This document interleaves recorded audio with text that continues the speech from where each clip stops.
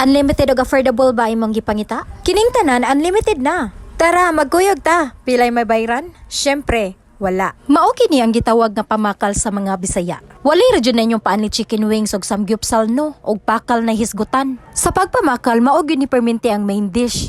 Ani lechon, bami og lumpia. Except lang siguro sa salad og mango float no. Kay pangtaguan na nila sa ref. Kay para raman daw na sa mga dato nga bisita. Char! Kining pagpamakal available day ni sa tanang okasyon. Unya sure ka wa ka maglaway sa pasayan. Char!